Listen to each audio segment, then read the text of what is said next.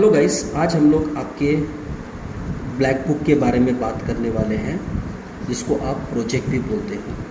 अभी आपको मालूम है कि जो यूनिवर्सिटी के स्टूडेंट्स हैं जो अपने फाइनल ईयर में है, TY banking and insurance, TY BAIF, TY BMS, TY financial markets, या जो मास्टर्स के स्टूडेंट्स हैं उनको ब्लैक बुक बनाना पड़ता है।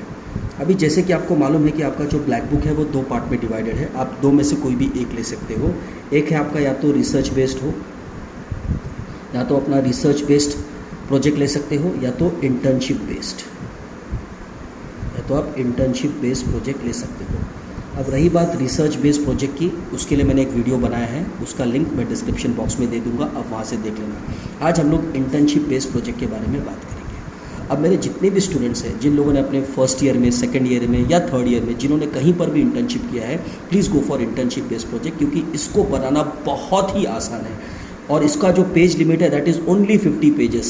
That is a cherry on the cake, सोने पे सुहागा। ये सिर्फ आपको 50 पेज का बनाना है। अनलाइक ये आपका जो रिसर्च बेस्ड प्रोजेक्ट है, ये 80 to 100 पेजेस का बनाना पड़ता है।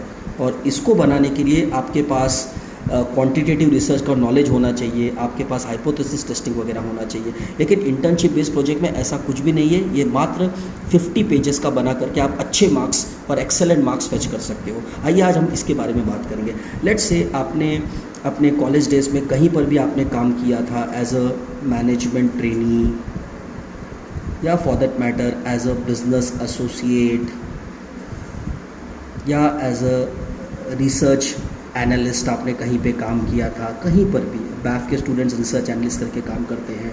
या लेट्स से आप कहीं पर एज अ वॉलंटियर आपने काम किया था, या लेट्स से कहीं पर आप सेल्स एग्जीक्यूटिव थे, या फॉर दैट मैटर आप किसी सीए फर्म के पास ऑडिटर का काम करते थे अपने कॉलेज डेज में। तो ये सारे एक्सपीरियंस के आधार पर एक आप अच्छा प्रोजेक्ट बना सकते हो। अब सबसे पहली बात, जब भी आप प्रोजेक्ट बनाते हो तो सबसे पहली बात आपके पास एक टॉपिक होना चाहिए। अब टॉपिक जिसको हम रिसर्च प्रॉब्लम बोलते हैं, या उसको हम कैसे डिफाइन करते हैं, आइए हम इसके बारे में बात करेंगे। तो लेट्स से आप कहीं पर एज अ मैनेजमेंट ट्रेनी काम करते थे, तो उसको कैसे आप डिफाइन करोगे। तो लेट्स से मैं यहाँ पे लिखता हूँ कि लेट्स से एक पेपर बोट करके कोई कंपनी है, या एचयूएल करके कोई कंपनी है, या एलएनटी फाइनेंस करके कोई कंपनी, वहाँ पर आप एज ए मैनेजमेंट ट्रेनी थे। तो उसको कैसे डिफाइन करेंगे, आप ऐसे लिखोगे कि अगर इसको मुझे डिफाइन करना हो तो मैं ऐसे करूँगा कि marketing of financial services at let's say LNT financial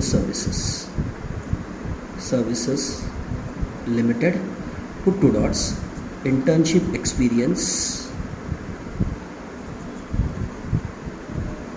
as a management trainee, आप उसको ऐसे डिफाइन कीजिए। यहाँ पर आपको अपना डेजिग्नेशन लिखना पड़ेगा, जो भी आपका डेजिग्नेशन था। या लेट्स से आप कहीं पर एज ए रिसर्च एनालिस्ट का काम कर रहे थे, तो उसको कैसे डिफाइन करोगे। तो आप ऐसे लिखोगे, let's say equity research in Morningstar. अब मॉर्निंगस्टार एक इक्विटी फर्म है, तो उसका नाम वहाँ पे लिखो, put 2 dots and write research analyst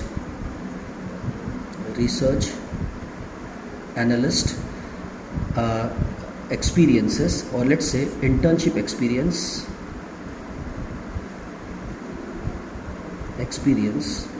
as a research analyst, ये आपका टॉपिक डिफाइन हो गया। यहाँ पे लिखिए internship experience as a research analyst. या लेट्स से आप किसी सीए फर्म के पास ऑडिटर थे, तो आप उसको कैसे डिफाइन करोगे। तो लेट्स से ऐसे लिखो आप, auditing function at Sanjay firm. Let's say Sanjay कोई सीए का फर्म है, ठीक है। Internship experience as an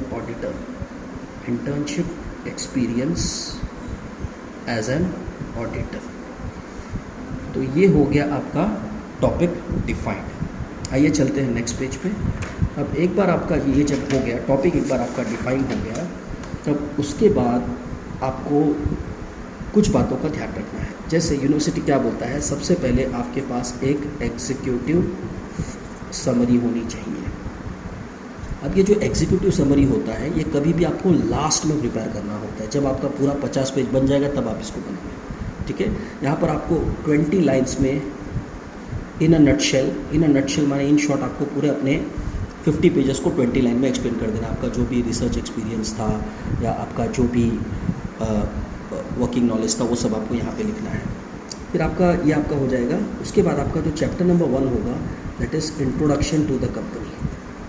introduction to the company, आपको कंपनी के बारे में कुछ बताना पड़ेगा, जैसे कंपनी का स्कोप, कंपनी क्या करती है, कंपनी कौन से प्रोडक्ट्स में है, कंपनी क्या क्या सर्विसेज ऑफ़र करती है, बाद में कंपनी का स्वॉट एनालिसिस वगैरह, कंपनी का जो भी स्ट्रेंथ वीकनेस अपॉर्चुनिटीज थ्रेट्स है वो सब आपको यहाँ पे लिखना पड़ेगा। फिर आपका जो सेकंड है that is statement and objectives.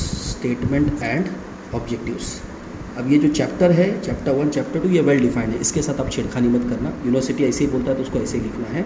यहाँ पर आप कंपनी का विजन लिख सकते हो और कंपनी का मिशन लिख सकते हो, ठीक है। और ये सब इन्फॉर्मेशन आपको कंपनी के वेबसाइट से मिल जाएगा। मैं आपको एग्जांपल देता हूँ, जैसे take example of a company का वॉल्ट डिज्नी। वॉल्ट डिज्नी एक बहुत बड़ी कंपनी है अमेरिका की। अब उनका विजन क्या है? Making people happy. उनका विजन है मेकिंग पीपल हैप्पी, ये उनका विजन है। अब उन लोग कैसे लोगों को खुश करेंगे? उन लोग कार्टून्स प्रोड्यूस करेंगे, उन लोग फिल्म्स बनाएंगे, तो यहाँ पे आप उसको मिशन वगैरह लिख दीजिए। ये कंपनी के वेबसाइट पे इंफॉर्मेशन आपको अवेलेबल होगा। और अगर आपको चाहिए तो आप जहाँ पे काम करते थे उनसे आप बात करके भी ये इन्फॉर्मेशन आप निकाल सकते हैं, बहुत आसान है। और तीसरा जो है आपका that is your role in the organisation. Your role in the organisation, जैसे आप जिस किसी ऑर्गेनाइजेशन में काम करते थे तो वहाँ पे आपका डेजिग्नेशन क्या था, वहाँ पे आपका जॉब प्रोफाइल क्या था, यस आप किसके अंडर में काम करते थे, यानी आपका सीनियर कौन था, यस आप जॉब टाइमिंग्स वगैरह, ठीक है, और आपके अदर फंक्शंस, ये सब आप वहाँ पे लिख दीजिए या इसको डिटेल में आप उसको बता दीजिए। एग्जैक्टली। और जो 4th चैप्टर है वो आपका चैलेंजेस पे आएगा। जैसे आप लेट से किसी सीए फर्म के साथ आप काम कर रहे थे, वहाँ पे चैलेंजेस क्या था। जैसे देखो कॉलेज में आपको थियरी, कॉलेज पे ज़्यादा फोकस थियरी पे होता है, बट आपका जो प्रैक्टिकल वर्ल्ड होता है वो काफ़ी ऑल टुगेदर डिफरेंट होता है। So there is always a gap between the theory and the practice. तो लेट्स से जैसे आपको कॉलेज में एक आईटी सब्जेक्ट है, लेकिन सीए के पास एक ईआरपी था जहाँ पे आपके कॉलेज का आईटी का नॉलेज आपको इतना ज़्यादा वहाँ पे काम नहीं, आपको अलग से ट्रेनिंग देना पड़ा 15-20 दिन का। तो आपको जो भी चैलेंजेस आ रहे थे, अभी जैसे जो पैफ के स्टूडेंट्स होते हैं उनको वो इशू ऑफ शेयर्स करके एक चैप्टर सिखाया जाता है। अब इशू ऑफ शेयर्स में आपको सिखाया गया है कि first call, second call, third call, but real life में आप देखोगे तो आजकल कंपनी पूरा पैसा एक ही टाइम पे मंगा लेती है। First call, second call, forfeiture वगैरह शेयर्स अब इतना ज़्यादा होता नहीं है। So there is always a gap between what is being taught and how the real world is. तो यहाँ पे जो भी चैलेंजेस थे, आपके स्किल सेट में क्या कमी पड़ गई, या आपको क्या क्या ऑब्स्टेकल्स फेस करने पड़े जो आपको नहीं मालूम था, या से आपके जो बाकी कॉलीग्स थे उनके साथ आपका कैसा रिलेशनशिप था।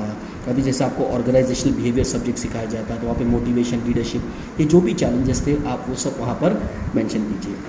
और आपका जो 5th चैप्टर होगा दैट विल बी कंक्लूजन।